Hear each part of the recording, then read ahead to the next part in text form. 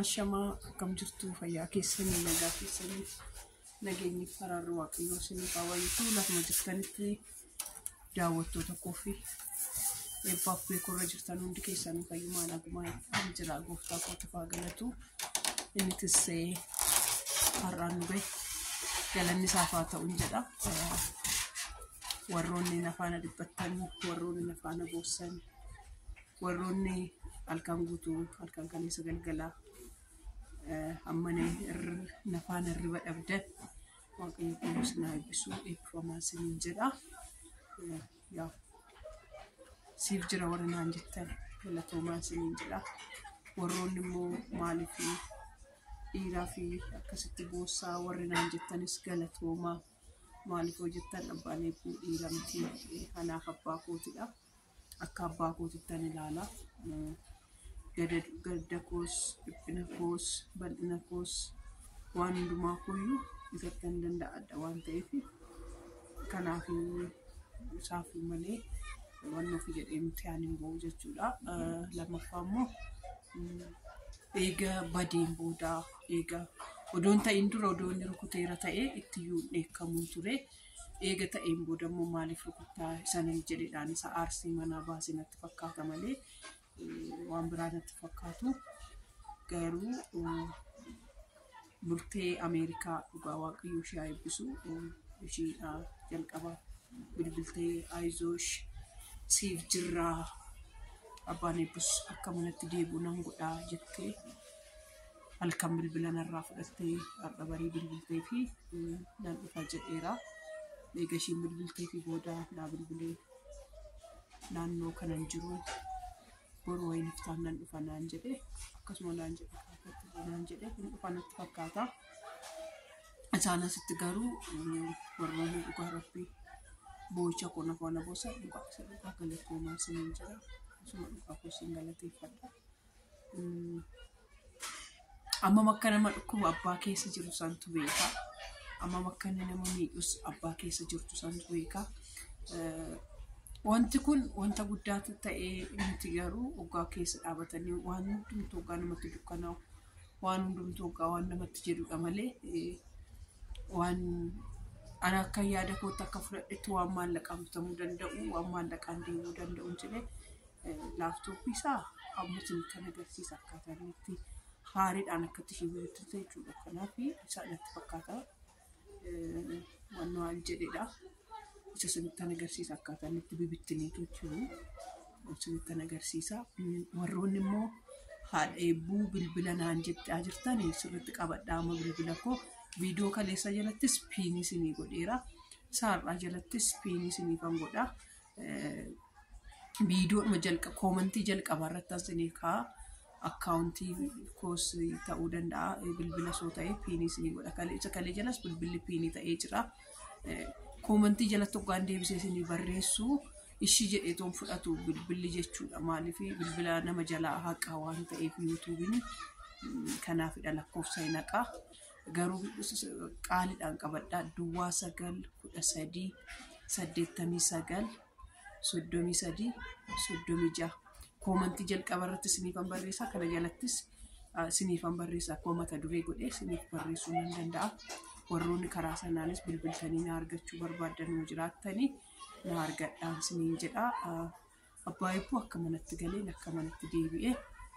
viidiyoo isiniifan hojjedhee gadi isiniif lakkisaa akkasumas immoo burtee Ameerikaa wayinimmoo burtee Ameerikaa irraa 23 gashitee fitti waaqayyo isin haa eebbisu jedhaani mucaan tokkos Dubaay irraa 3 gashitee fitti walumaa galatti 26 galeera laaftooppiin amma inni itti deemu hin beeku gadi aanaan isaa baay'ee gadi aanaan jedhamu namoota hoggaan gaafadhu amma 64tti hin deema jedhaniiru inni olaanaan gara 80tti isaan olis deemuu danda'a elektirooniksiin baay'ee mi'aadha kana dhaqee too ija kiyyaan dhaqeen gaafannee dhaqeen ilaalle gaafanne dhufee wayin immoo hanna mana barumsaallee washee dhaqee too ilaalee gaafadhee viidiyoodhaan hojjechaa gatii isaa sinittan himaa kun naannoo siniin jedha amma garuu akkaataa laaftooppiitti caccabde sinitti agarsiisaa jechuudha. kunoo boodiin isaa akkasitti caccabee gamaaf gamanatti bu'ee badee jira akkasitti jechuudha. Akkasitti irraa yaa'ee jechuudha gargarsaa boodiin isaa akkasitti kunuunsa laala akkasitti bibittinee baatiin isaa kophaa haati isaa daaraa maqsaa kutaate tarii kunillee baatiriin isaa immoo hin fayyaddi laata jedheen keessaa baasee kaa'ee akkasitti keessaa baasee baatirii isaan keessaa baasee nan kaa'ee inni waan tokko ishee akka ishiin daaraaf daakuu taatetti biraa deeme ishiin kunis tarii wannoo jettee jedheetuma kaa'ee kunimmoo caccabdeetuma daaraa taate gara biraatti teessee jirti siniin jedha waan godheef hin beeku jechuudha rabbi waan akkas ta'eef hin beeku waaqayyo kaaf mucaaluma koo fayyaa naaf haa godhu kanumaan jechuu danda'a akka waan biraa jechuu hin danda'u akkanadha siniin jedha tarii maal akkamitti aartee kuna keeka akkasitti caccabee maaliif aartee to'atti dubbattee reessatti immoo naan jechuu dandeessu mucaa isa bakka inni aareetoo garafee inni isaa akkatti inni dhiitee akkatti inni wannootu ta'ee odoo waan namni waa tokko irratti waa tokko ta'ee karaa kanaan karaa tokko maal akka nu baradhe akka nu badhe beektu lakkaa namni haariidhaan waggaa waan ta'e rukutu abbaa eebbuu aaru waggaa meeqa faana jiraadheera abbaa eebbuu aaru kaleessan arge abbaa eebbuu aaree akkasitti akka bofaa nama ujuun caareebu bakka isaa aareetti akkas ta'u jechuun kaleessan isaa arge jechuudha isuma dhugaa koosanii jechuudha fi nama dhukkubaa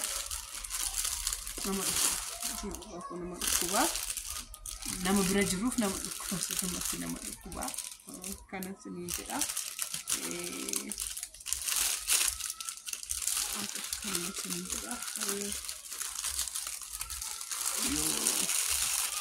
wanni ta'eef jechuudha tambineer irra sinii gashuu nan danda'a bakka mucaa suuraa kaasee lafa godheen jira suura isaas viidiyoo isaas waraabeen lafa godhee dhugaa rabbiidhaan namicha akkasitti turree maal jedhee akkasitti caccabsiisu beeksisee too badee lafa wanni godhee sanni bahee badee jechuudha dhugaa rabbii dhiphina irraafne irribaa masaa meeqatti irraafne kanaaf boontuun burteen ragaadha maaliif yerootti nama bilbiltutti yeroo baay'ee deddeebistee bilbilaa turteen afaana bilbilaa baay'ee fudhattee maalitti maallaqa gashuuf atattammoo sanitti odoo guuteera ta'ee ishiin bakka bitteetti jechuudha dhugaa atattamatti nama akkasitti nama gargaara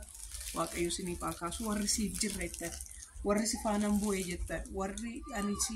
siifan jira haadha eebbunaan jettan hundi keessaniyyuu guddaa isaanaaf galatoomaa siniin jedha horaa bulaa deebbanaa waaqayyo koo sinaa eebbisu lakkoofsa kosa jalattamtiin isinii godhaa warroonaa jonaan jettanis warroonaan isiniin bitanaan jettanis hunduma keessanitti waaqayyo koo sinaa eebbisu eebbifamaan siniin jedha wanti haaraa nuu jiraate immoo gidduutti akka wanti haaraa argame viidiyoo gabaabdullee taatu isinii hojjedhee isin beeksisaa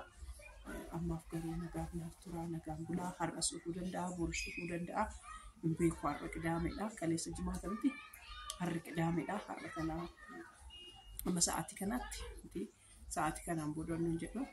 kan dhufadheera garuu akka inni dhufee viidiyoo hojjedhee gadi isinii lakkisaa siniin jedha kanaaf horaa bulaa